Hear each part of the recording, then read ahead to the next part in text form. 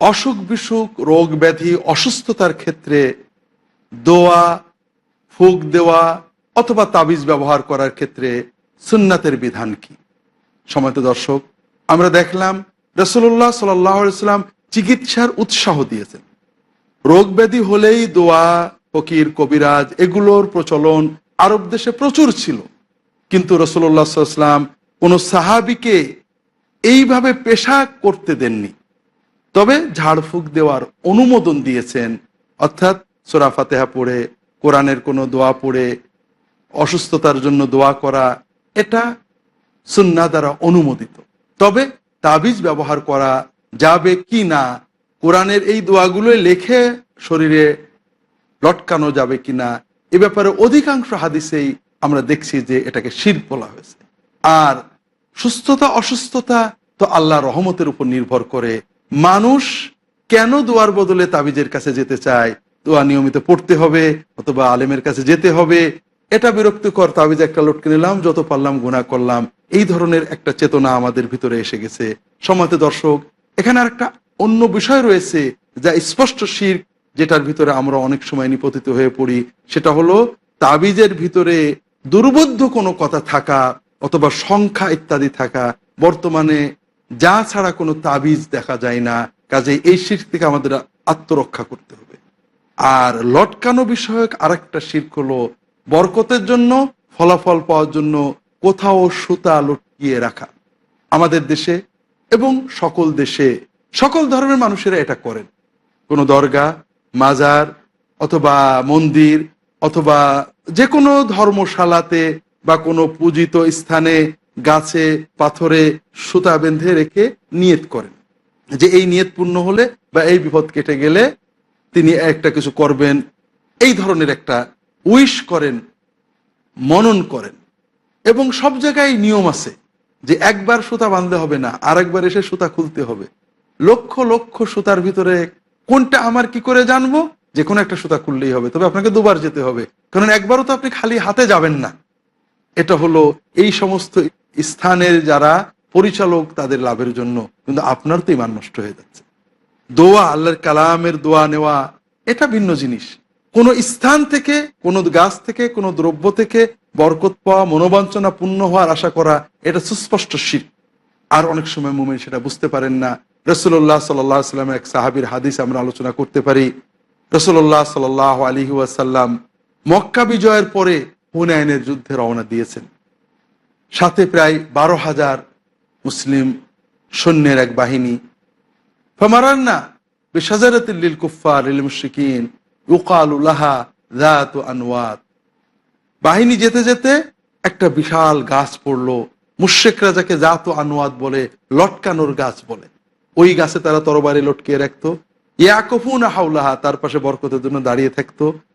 সুতো বেঁধে রাখতো, ওড়না বেঁধে রাখতো, বরকত হবে, বিয়ে হবে, তরবারিতে বরকত হবে, যুদ্ধে বিজয়ী হবে ইত্যাদি।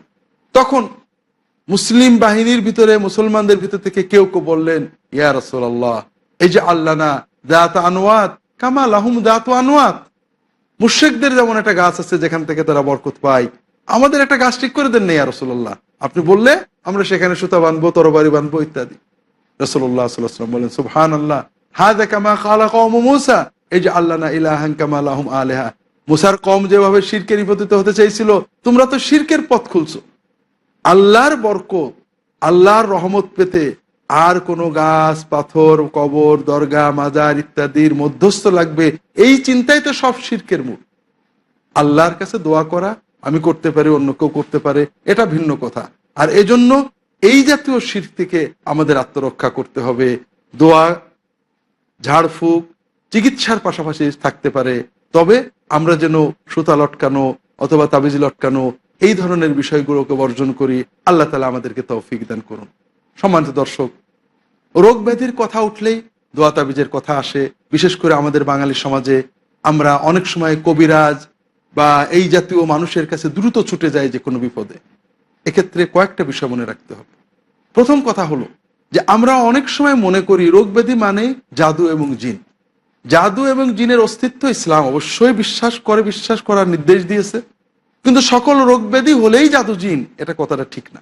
রাসূলুল্লাহ সাল্লাল্লাহু আলাইহি ওয়াসাল্লাম দীর্ঘ জীবনে সাহাবায়ে কেরামের রোগ ব্যাধিতে জিন গঠিত ঘটনা দুটো তিনটে পাওয়া যায়। কাজেই কোনো রোগ ব্যাধি হলে, একটু কঠিন হলে অথবা চিকিৎসা হচ্ছে না মনে করলেই জাদু বা জিন মনে করতে হবে, এটা ঠিক না। জিনেরা মানুষদেরকে অসুস্থ করতে পারে, কুমন্ত্রণা দিতে পারে। আল্লাহ তাআলা জিনেদেরকে মানুষের রক্তের ভিতরে মিশার, চলাচল করার সুযোগ দিয়েছেন, কিন্তু তার মানে এই না যে তারা কোনো অলৌকিক ক্ষমতার অধিকারী। তারা মানুষের মতোই সৃষ্টি, মানুষের মতোই দুর্বল, মানুষের মতোই ভীত। তবে একটা মানুষ যেমন আরেকটা মানুষকে অনেক সময় বারবার কুমন্ত্রণা দেয়, বন্ধু বন্ধুকে বারবার একটা কথা বলে, বন্ধু বিব্রত হয় অথবা তার মানসিক চাপ তৈরি হয়। জিনেরা ওরকম আমাদের মনে কুমন্ত্রণা দিতে পারে, বিব্রত করতে পারে, মানসিক চাপ সৃষ্টি করতে পারে। তবে সব সময় নাই। আমাদের দুর্বলতা পেলে, যে যুবকের ব্যক্তিত্ব শক্তিশালী তার বন্ধুরা তাকে বিব্রত করতে পারে না, ঠিক যে মানুষের ঈমান শক্তিশালী, আত্মা শক্তিশালী, কোনো জিন তাকে বিব্রত করতে পারে না। জিনেদের শক্তি অলৌকিক বলে কিছু নেই, তাদের মানুষের মতোই সীমিত শক্তি। পার্থক্য হলো আমরা তাদের দেখতে পাচ্ছি না, তারা আমাদের দেখতে পাচ্ছে। ইন্নাহুম ইয়ারাকুম হুয়া কাবিলুহু মিন হাইতু লা তারাউনাহুম। সম্মানিত দর্শক, এজন্য জিনেদের প্রচন্ড ক্ষমতার অধিকারী মনে করা, জিনেরা সব ক্ষতি করে দিতে পারে মনে করা, অথবা সকল রোগ ব্যাধিকে জিন ঘটিত মনে করা, এটা ইসলামে আমরা কোনো ভিত্তি পাই না। জিনেরা যেটা করে সেটা হলো কুমন্ত্রণা দিয়ে মানুষকে মানসিকভাবে অস্থির করে তোলে, দুশ্চিন্তাগ্রস্ত। অনেক সময় এই মানসিক অস্থিরতা দৈহিক অস্থিরতা পরিণত হয়। এই জন্য মনোদৈহিক রোগ, মানসিক রোগ আর জিন গঠিত রোগ প্রায় কাছাকাছি দেখতে। মনোবিজ্ঞানীরা জিন অস্বীকার করেন, জিন নিয়ে যারা কাজ করেন তারা মনোবিজ্ঞানীদের অস্বীকার করেন। আসলে বিষয়টা এরকম নয়। রোগ আসলে আমরা চিকিৎসায় যাব, মনোচিকিৎসা, দেহ চিকিৎসা, এটা রাসূলুল্লাহ সাল্লাল্লাহু আলাইহি ওয়াসাল্লাম নির্দেশ।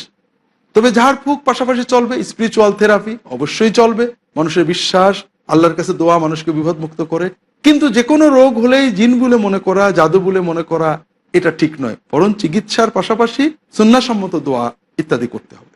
দ্বিতীয় যে বিষয়টা আমাদের মনে রাখতে হবে সম্মানিত দর্শক, যে আমরা রোগ ব্যাধি থেকে মুক্তি চাই, কিন্তু রোগ ব্যাধি থেকে মুক্তির জন্য তো ইমানটাকে বিকিয়ে দিতে পারি না। সমাজে কবিরাজ অথবা গণক এ নামে অনেক মানুষ থাকে। আমরা তাদেরকে অনেক সময় নেককার মনে করি, কারণ তারা আমাদের বিপদের কথা বলে দেয়। তোমার এই বিপদ হয়েছিল, ওই বিপদ হয়েছিল, গায়েবের কথা বলে। আর আল্লাহ রসুল সাল্লাল্লাহু আলাইহি ওয়াসাল্লাম বলছেন, গায়েবের কথা যারা বলে এরা তো কাহেন, গণক, ঠাকুর, পুরোহিত, এদের কাছে গেলেও তোমার ইমান চলে যাবে। আমরা এটাকে কারামতি অথবা ওই ব্যক্তির অলৌকিকত্ব, ওই ব্যক্তি বেশ বড় সৎ সঠিক মানুষ বলেই এটাকে প্রমাণ হিসেবে গ্রহণ করি, অথচ এটা তার ভণ্ডামি এবং শিরকের প্রমাণ। সাহাবায়ে কেরামগণের জীবন দেখুন, রাসূলুল্লাহ সাল্লাল্লাহু আলাইহি ওয়াসাল্লামের কাছে ওহী আসতো, সেটা ভিন্ন কথা। অনেক সময় কেউ আসলে ওহীর মাধ্যমে তিনি বলে দিতেন। সাহাবায়ে কেরামের জীবন দেখুন, তাদের কাছে কেউ দোয়া নিতে এসেছে, তারা বলেছেন তুমি এই করেছিলে তাই, গোপন কথা কখনো নয়। এগুলো গণক, ঠাকুর, পুরোহিতদের কাজ, এগুলো শয়তান সাধনার মাধ্যমে হয়। কাজেই আপনারা যদি কোনো অসুস্থতার জন্য দোয়ার জন্যও যান, তাহলে দেখতে হবে ওই ব্যক্তি মুত্তাকি কিনা, তার জীবনের শরীয়ত পূর্ণ পালন আছে কিনা, বিশেষ করে ওই ব্যক্তি মনের কথা বলার কোনো প্রবণতা আছে কিনা। আমরা অনেক সময় মনে করি গোপন কথা কি করে জানলো, নিশ্চয় আল্লাহ জানিয়েছেন। না, আল্লাহ তাআলা কারো কাছে ওহী দেন না। মনের কথা, গোপন কথা কেউ এইভাবে জানে না। তবে জিন সাধনা করে কিছু কাজ করে। কিভাবে? আল্লাহ তাআলা আমাদের জন্মের সাথে সাথে আমাদের কাছে একজন জিন কারিন সাথী এবং একজন ফেরেশতা কারিন দিয়ে দিয়েছে। অনেক জাদুকর নিজে জাদুর মাধ্যমে কোনো জিনের সহযোগিতা নয়, জিনের উপাসনা করে, জিনের পূজা করে। একজন রোগী যখন এই ধরনের জিন সাধক, কাহেন, ঠাকুর, গণক, পুরোহিতের কাছে যাবে, যে নামেই হোক, হুজুর নামে হতে পারে, বুজুর্গ নামে হতে পারে, দরবেশ নামে হতে পারে, এর কাছে যায়, তখন এই সাধকের জিন আমার কারিনের সাথে সংযোগ স্থাপনের চেষ্টা করে। এর কাছ থেকে আমার অতীত কিছু বিষয় জানার চেষ্টা করে, যে আমার সাথী জিন জানে। এই কথাগুলো হয়তো সে বলে, আমরা মনে করি এটা অলৌকিকত্ব, এই লোকটা সত্যিই একেবারে সত্য বুজুর্গ, অথচ লোকটা জিন সাধক, মুশরিক। কাজেই এই ধরনের গোপন কথা, গায়েব কথা যারা বলেন, এদের কাছে যে এদের কথা বিশ্বাস করলে ইমান চলে যাবে। আল্লাহ রাসূল সাল্লাল্লাহু আলাইহি ওয়াসাল্লাম বলছেন, মান আতা কাহিনান আও আররাফান ফাসাদ্দাকাহু ফিমা ইয়াকুল ফাকাদ কাফারা বিমা উনজিলা আলা মুহাম্মাদিন সাল্লাল্লাহু আলাইহি ওয়াসাল্লাম। যে ব্যক্তি কোনো এই জাতীয় গোপন কথা বলা, ভবিষ্যৎ বা অতীতের না জানা কথা বলার দাবি করে, গণক নামে হোক, ঠাকুর নামে হোক, জ্যোতিষী নামে হোক বা যে কোনো নামে হোক, এদের কাছে যদি কেউ যায়, তার কথা বিশ্বাস করে, তাহলে ওই ব্যক্তি রাসূলুল্লাহ সাল্লাল্লাহু আলাইহি ওয়াসাল্লামের উপরে যা নাজিল হয়েছে এটার প্রতি কাফের বলে গণ্য হবে। অন্য হাদিসে আসছে, যদি শুধু জিজ্ঞাসা করে ফাসআলু আন শাইইন লাম তুকবাল লাহু সালাতুন 40 লাইলা, 40 দিন পর্যন্ত তার সালাত কবুল হবে না, কোনো ইবাদত আল্লাহ কবুল করবেন না। সম্মানিত দর্শক, কাজেই আমরা যদি দোয়ার জন্য কারো কাছে যাই, তাহলে মুত্তাকি, পরহেজগার, দিনদার, যার ভিতরে কোরআন এবং সুন্নাহ রয়েছে এমন ব্যক্তির কাছে যাব। আমরা নিজেরা সুন্নাহ মতো দোয়া করব, পরিবার আব্বা আম্মা সন্তানদের দোয়া করবেন, সুন্নত দোয়া পড়ে ফু দিয়ে দেবেন, নিজেরা দোয়া করবে। এরপরেও যদি কারোর দরকার হয়, এটা আমাদের খুব সাবধান থাকতে হবে। দ্বিতীয়ত, মাসনুন দোয়া আর জাদুকরের জাদুর ভিতরে কিছু মৌলিক পার্থক্য আছে। মাসনুন দোয়া রাসূলুল্লাহ সাল্লাল্লাহু আলাইহি ওয়াসাল্লাম থেকে আমরা যেটা দেখি, কারোর বাপার নামও শোনেননি, মায়ের নামও শোনেননি, কারোর ব্যবহৃত জিনিস চাননি, তোমার একটা কাপড়ের টুকরো নিয়ে আসো, একটা পাখি নিয়ে আসো, জবাই করো। কাজেই মাসনুন দোয়া একটা মানুষ যাবে, সুন্নত দোয়া দিয়ে দেওয়া হবে। কোনো ব্যক্তির কাছে যদি দোয়ার জন্য যান, তিনি যদি আপনাকে বলেন তোমার মায়ের নাম বলতে হবে, তোমার ব্যবহার একটা চিরুনি, চুল, একটা কিছু লাগবে, কাপড় লাগবে, অথবা বলে যে একটা চড়ুই জবাই করতে হবে, মুরগি জবাই করে দিতে হবে, এরা সবাই জাদুকর এবং জিন সাধক। এদিকে আমাদের কিন্তু খেয়াল রাখতে হবে, এটা জিন সাধক জাদুকরদের নমুনা এবং তাদের কর্ম, যেটা যুগে যুগে আমরা দেখতে পেয়েছি। সম্মানিত দর্শক, সময় হলো বিরতিতে যাওয়ার। বিরতির পরে আবার আপনাদের কাছে ফিরে আসার আশা রাখছি। আমাদের সাথেই থাকুন। আসসালামু আলাইকুম ওয়া রাহমাতুল্লাহি ওয়া বারাকাতুহু। সম্মানিত দর্শক, আমরা আলোচনা করছিলাম দোয়া আর জাদুকরের খপ্পর দুটোর পার্থক্য নিয়ে। কাজেই আমরা যদি দোয়া চাই, সুন্নাহসম্মত দোয়া কারোর কাছে চাই, যার ভিতরে সুন্নাহ তাওহীদ আছে, তার কাছে যেতে হবে। রোগ ব্যাধির জন্য ছটফট করে ঈমান হারালে চলবে না। জাদু, জিন, এগুলোর উদ্দেশ্য কি? মানুষকে শিরকের পথে নিয়া। জিন জাতি, শয়তানের যারা অনুচর, তাদের একটাই কাজ আদম সন্তানকে জাহান্নামের পথে নেওয়া। কাজেই জাদু থেকে বাঁচতে হলে আপনাকে তিনটে পথের এক পথ, হয় শিরিককে স্বীকার করে শিরকে নিপতিত হন, যতক্ষণ শিরকে থাকবেন জিনেরা কষ্ট দেয়া বন্ধ করবে। আর একটা হলো জিন, অন্য কোনো জিন নিয়ে এই জাদু এবং জিনের প্রতিরোধ করা, এটা কিন্তু কোরআন সুন্নাহ সমর্থন করে না। আর একটা হলো মাসনুন দোয়ার মাধ্যমে বিপদ মুক্ত হওয়া, এটা কোরআন সুন্নাহ সমর্থন করে। আল্লাহ কোরআন কারিমে বলেছেন, কিছু মানুষ জিনেদের সাধনা করে জিনেদের আশ্রয় গ্রহণ করত, জিনেদের দিয়ে কাজ করাতো, এর মাধ্যমে তারা খুব বেশি লাভবান হয়নি, তাদের কষ্ট, দুঃখ, পরিশ্রম বেড়েছে। কাজে জিনের সাহায্য নেওয়া, জিনেদের দিয়ে কিছু করানোর চেষ্টা করা, জিন সাধনা করা, জিন বন্দী করা, এগুলো সব শরিয়া বিরোধী কর্ম। এগুলো থেকে আমাদেরকে আত্মরক্ষা করতে হবে। এর বিপরীতে আমরা যদি কোনো জাদুকরের কাছে যাই, তাহলে ওরা কি করবে? প্রথমত আমাদের প্রতারণা করবে। হয়তো শিরিক মেনে নিলাম, আমাদের একটা দোয়া শিখিয়ে দিল, হয়তো কোরআনের আয়াত, তার সাথে কিছু কথা যেগুলো শিরকি কথা, তার শয়তান, তার দেবতা, তার যে জিনের সে আরাধনা করে, এটার নাম ঢুকিয়ে দিল। আপনাকে বললে একটা মুরগি জবাই করতে হবে, হয়তো বিসমিল্লাহ বলেই বলবেন, তার সাথে দু একটা ছোট বাক্য দিয়ে দিল, যার মাধ্যমে শিরিকটা প্রতিষ্ঠিত হলো। এভাবে আপনাকে শিরকের ভিতরে নিপতিত করবে। কাজেই এই জাতীয় মানুষদের খপ্পর থেকে বাঁচতে হবে। আর এভাবে রোগ ব্যাধি থেকে মুক্তি পাওয়া যায় না। অনেক মানুষ এই ধরনের মানুষের কাছে যাচ্ছে, রোগ ব্যাধি সারে না, কিন্তু ঈমানটা হারিয়ে যাচ্ছে। আমরা যেটা করব সেটা হলো, প্রথমত সকল রোগ ব্যাধিকে মনোদৈহিক বলে চিন্তা করব, বৈজ্ঞানিক চিকিৎসা নেওয়ার চেষ্টা করব। দ্বিতীয়ত, এই ধরনের রোগ ব্যাধিতে আমরা সুন্নাহসম্মত দোয়া ইত্যাদির মাধ্যমে এটা থেকে মুক্ত হওয়ার চেষ্টা করব। এই জাতীয় দোয়া রাসূলুল্লাহ সাল্লাল্লাহু আলাইহি ওয়াসাল্লাম অনেক শিখিয়েছেন। সকাল সন্ধ্যায় পড়া, গায়ে পড়ে ফু দেওয়া, পড়ে পানি খাওয়া, এটাও সাহাবী তাবেঈনদের অনেকে অনুমোদন করেছেন। এগুলো করা যেতে পারে। সর্বোপরি আমরা যদি সুন্নাহসম্মত নিয়ম মেনে চলি, সকাল সন্ধ্যার জিকিরগুলো ঠিক করে করি, দোয়াগুলো ঠিক করে পড়ি, যে দোয়াগুলো সকালে পড়লে সন্ধ্যায় পড়লে কোনো জিন কোনো নজর দিতে পারে না, এগুলো আমরা করি, আল্লাহ আমাদের হেফাজত করবেন।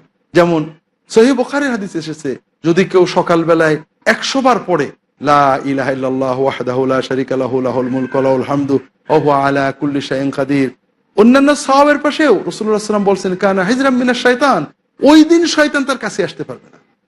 যদি কেউ বিছানায় শোয়ার সময় অন্যান্য সন্ধ্যার দোয়া, সকালের দোয়ার পাশাপাশি সে বলে আউযু বিকালিমাতিল্লাহি তাম্মাতি মিন গাযাবিহি ওয়া ইকাবিহি ওয়া মিন শাররি ইবাদিহি ওয়া মিন হামাযাতিশ শায়াতিন ওয়া ইয়াহদুরুন, তাহলে পারে রাত্রে কোনো শয়তান তাকে কষ্ট দিতে পারে না।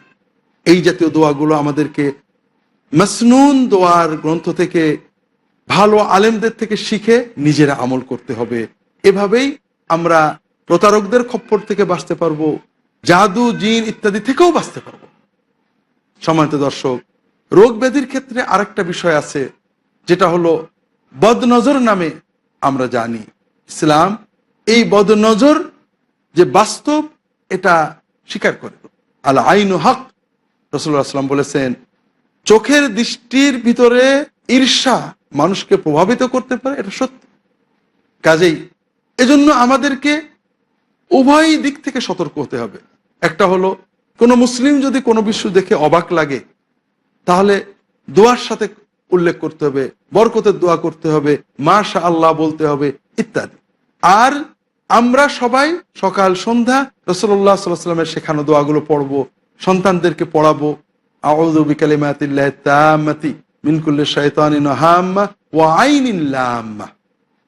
আমরা আল্লাহর কাছে সকালে সন্ধ্যায় 3 বার করে পড়বো যে আমি আল্লাহর পরিপূর্ণ বাক্যের আশ্রয় নিচ্ছি সকল শয়তান, সকল সরীসৃপ সাপ বিচ্ছু থেকে এবং সকল বদনজর থেকে। এটা আমাদেরকে সকল বদনজর থেকে হেফাজত করবে। আল্লাহ রাসূল সাল্লাল্লাহু আলাইহি ওয়াসাল্লাম রুকিয়া শিখিয়েছেন। রাসূলুল্লাহ সাল্লাল্লাহু আলাইহি ওয়াসাল্লাম অসুস্থ হলেন, জিবরাইল আলাইহিস সালাম তাকে এসে দোয়া করলেন এবং এই দোয়া রাসূলুল্লাহ সাল্লাল্লাহু আলাইহি ওয়াসাল্লাম অন্য সাহাবীদের শিখিয়েছেন। বিসমিল্লাহ আরকিক মিন কুল্লি শাইইন ইদিক মিন কুল্লি নাফসিন আও আইনিন হাসিদিন আল্লাহু ইয়াশফিক বিসমিল্লাহ আরকিক। আমি আল্লাহর নামে তোমার জন্য দোয়া করছি, তোমাকে ঝাড়ছি সকল বদনজর এবং সকল দুষ্টু হিংসুক মানুষ থেকে, প্রাণী থেকে আল্লাহ তোমাকে সুস্থ করে দেন। আমি আল্লাহর নামে তোমাকে ফুঁক দিচ্ছি, ঝাড়ছি। এই দোয়া আমরা করতে পারি, পিতামাতা অন্য যে কেউ করতে পারেন। সম্মানিত দর্শক, এভাবে সুন্নতের ভিতরে সীমাবদ্ধ থেকে যদি আমরা আমাদের সুস্থতা অর্জনের চেষ্টা করি, সেটাই হবে আমাদের মঙ্গল, দুনিয়ার কল্যাণ, আখিরাতের কল্যাণ বয়ে নিয়ে আসবে। আর যদি আমরা অসুস্থতায় অস্থির হয়ে দ্রুত ফলের জন্য ছটফট করি, ঈমান বিক্রি করি, তাহলে আমরা ঈমান হারাবো, কিন্তু ফলাফল কিছুই পাবো না। সম্মানিত দর্শক, জাদু টোনা বান বা জিন এগুলোর ক্ষেত্রে অতি বিশ্বাস অর্থাৎ সব রোগ এই নির্ভর, এই চেতনা থেকে মুক্ত হয়ে আমরা চিকিৎসার দিকে বেশি যাব, যেটা রাসূলুল্লাহ সাল্লাল্লাহু আলাইহি ওয়াসাল্লাম আমাদেরকে বারবার নির্দেশ দিয়েছেন। ইয়া আইয়ুহান নাস তাদাউ ফাইন্নাহু মা আনজালাল্লাহু মিন দা ইল্লা আনজালা লাহু দাওয়া। প্রত্যেক রোগেরই চিকিৎসা আছে, ঔষধ আছে। যদি সঠিক ঔষধ পাওয়া যায়, মানুষ মুক্ত হতে পারে। এরপরও সম্মানিত দর্শক, মানুষ তো অসুস্থ হবে, মানুষের মৃত্যু হবেই। অসুস্থতা একসময় মৃত্যুর দিকে আমাদের নিয়ে যাবে। কেউ আগে মরবেন, কেউ পরে মরবেন, এটাই তো বাস্তবতা। এটা তো আমরা ঠেকাতে পারবো না, কিন্তু আমরা সুস্থতার জন্য চেষ্টা করব। আল্লাহ তাআলা আমাদের তৌফিক দান করুন, আমিন। সম্মানিত দর্শক, ইসলামের স্বাস্থ্য ও সুস্থতা বিষয়ক সুন্নাতের নির্দেশনা আমরা পর্যালোচনা করে যেটা দেখলাম, যদি কেউ পরিপূর্ণ ইসলামী শিক্ষা মতো রাসূলুল্লাহ সাল্লামের সুন্নাত মতো জীবনযাপন করে, সে স্বভাবতই সুস্থ থাকবে। আল্লাহ তাআলা ওয়াদা করেছেন, মান আমিলা সালিহান মিন যাকারিন আও উনসা ওয়া হুয়া মুমিনুন ফালানুহইয়ান্নাহু হায়াতান তাইয়্যিবা। যদি কোনো মুমিন নেক আমল করে, পুরুষ হোক আর নারী হোক, আমি তাকে পবিত্র জীবন দান করব। কাজেই আমরা আশা করব রাসূলুল্লাহ সাল্লাল্লাহু আলাইহি ওয়াসাল্লামের শিক্ষা মতো পবিত্রতা, পরিচ্ছন্নতা, সুন্দর জীবন, আত্মার সুস্থতা, পারিবারিক আনন্দ বিনোদন, এগুলোর ভিতর দিয়ে আমরা যখন চলবো, স্বাভাবিকভাবেই আমরা একটা বড় পর্যায়ের সুস্থতা অর্জন করতে পারবো। এরপরও অসুস্থতা আসবে, আসতেই পারে। যদি আসে, অধৈর্য না হয়ে আল্লাহর সিদ্ধান্তে সবর করব এবং এর ভিতরে আমাদের কল্যাণ আছে, এর মাধ্যমে আল্লাহ আমার মর্যাদা বাড়াবেন, এই বিশ্বাস সহ চিকিৎসার জন্য চেষ্টা করব। চিকিৎসা রাসূল সাল্লাল্লাহু আলাইহি ওয়াসাল্লামের নির্দেশ, চিকিৎসা রাসূল সাল্লাল্লাহু আলাইহি ওয়াসাল্লামের সুন্নাহ, সাহাবীগণের সুন্নাত। এই সুন্নাতের পাশাপাশি আমরা রাসূলুল্লাহ সাল্লাল্লাহু আলাইহি ওয়াসাল্লাম শেখানো দোয়া পড়ব, ফু দেব, গায়ে হাত দিয়ে দোয়া করব, জোরে জোরে পড়ে অসুস্থ মানুষকে শোনাবো, মানুষকে দেখতে যাব, তাদের চিকিৎসা নিতে উৎসাহ দেব। কারণ অসুস্থ মানুষ অনেক সময় চিকিৎসা নিতে চায় না, অসুস্থ মানুষের মনটাও অসুস্থ হয়ে যায়, ভারাক্রান্ত হয়ে যায়, হতাশ হয়ে যায়। তাকে রাসূলুল্লাহ সাল্লাল্লাহু আলাইহি ওয়াসাল্লাম নির্দেশগুলো জানাবো, তুমি চিকিৎসা করো, তোমার জীবন সুস্থ এবং আনন্দময় হোক, এজন্য চেষ্টা করো। পাশাপাশি আমরাও দোয়া করব।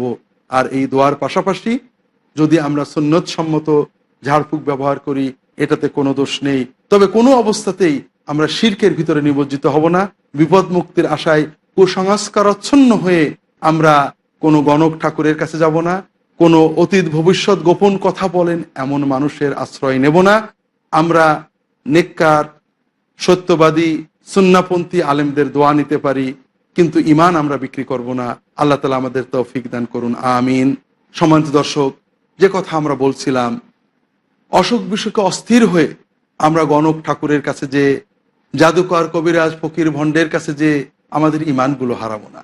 কারণ শয়তান তো চায় আদম সন্তানকে জাহান্নামে নিয়ে যাবে শিরকের মাধ্যমে।